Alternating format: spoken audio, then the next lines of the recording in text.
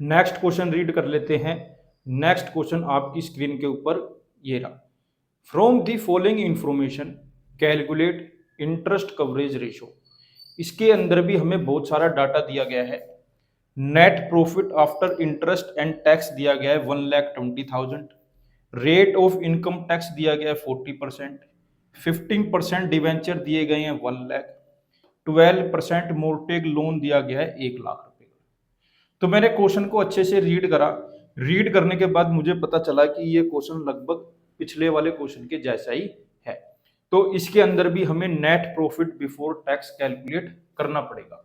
तो कैसे करेंगे वो देख लो। नेट प्रॉफिट बिफोर टैक्स का फॉर्मूला होता है net profit after interest and tax into 100 upon में 100 माइनस आर। ये आर का मतलब क्या है बेटा, यहाँ पर टैक्स रेट से है।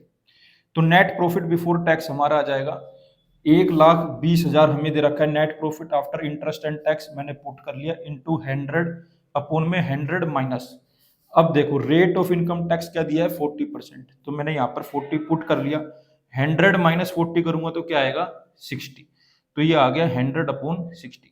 अब मैंने यहाँ पर कैलकुलेशन करनी है, जैसे 0 से 0 कट गया, 6 1 जा 6, 6 2 जा 12, तो ये आ गया 20,000। जब मैं 20,000 को 10 से मल्टीप्लाई करूंगा तो मेरा आएगा 2,00,000। तो मेरा नेट प्रॉफिट बिफोर टैक्स आ गया बेटा 2,00,000। तो अब मैं इसके ऊपर टैक्स कैलकुलेट कर लूंगा 40%।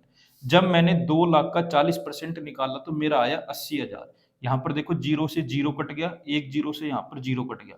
जब मैंने 20,000 को 4 से मल्टीप्लाई करा तो मेरा आ गया 80,000। अब मैं कैलकुलेट करूंगा अपना इंटरेस्ट। अब यहाँ पर इंटरेस्ट दो हैं, एक तो डिबेंचर वाले और एक लोन वाले। तो दोनों का जो रेट ऑफ इंटरेस्ट है बेटा आगे लिखा हुआ होता है। आगे क्या होता है, लिखा हुआ होता है। जैसे 15% डिवेंचर है 1,00,000 रुपए के, कितने के 1,00,000 के। तो मुझे 1,00,000 का 15% निकालना है। देखो 1,00,000 का क्या निकालना है 15%। वैसे आप मुंह जबानी भी बता सकते हो कि 1,00,000 का 15% कितना होगा 15,000 होगा। यहाँ पर मैंने क्या करा, 2 जीरो से 2 जीरो को काट दिया, 1,000 को 15 से मल्टीप्लाई करा तो 15,000 आ गया। ऐसे 12% लोन है 1,00,000 के, तो 12% मोर्टेज लोन 1,00,000 इंटू 12/100 करा तो ये 2 जीरो से 2 जीरो कट गए। 1,000 को 12 से मल्टीप्लाई करा तो क्या आ गया 12,000। तो हमारा जो लोन पे इंटरेस्ट आया वो कितना आया 12,000। अब बेटा हमें टोटल इंटरेस्ट चाहिए होता है।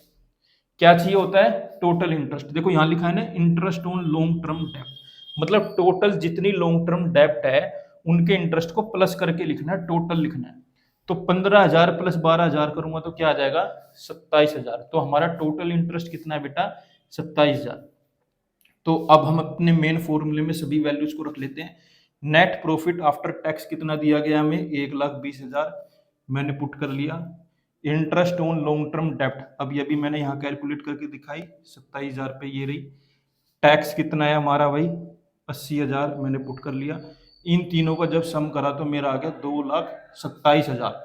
तो net profit before interest and tax आ गया 2,27,000। इसको शॉर्ट में आप लिख सकते हो NPBIT, जो कि हमारा आ गया 2,27,000। अब हमारे पास सारी वैल्यू आ गई है, हमें जस्ट क्या करना है फॉर्मूले के अंदर वैल्यूज को पुट करना है। तो इंटरेस्ट कवरेज रेशियो का फॉर्मूला होता है net profit before interest and tax upon में इंटरेस्ट ऑन लॉन्ग टर्म डेब्ट। तो net profit before interest and tax कितना दिया गया है 2,27,000। अब ये भी हमने फाइंड करा। इंटरेस्ट ऑन लॉन्ग टर्म डेब्ट कितनी है 27,000।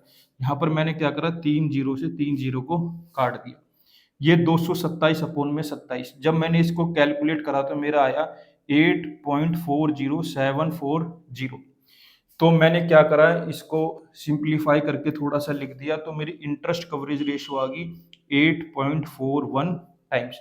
आपको पता है इंटरेस्ट कवरेज रेशियो के आंसर किस में आते हैं टाइम्स में आते हैं। तो इस केस के अंदर हमारी इंटरेस्ट कवरेज रेशियो कितनी आई 8.41।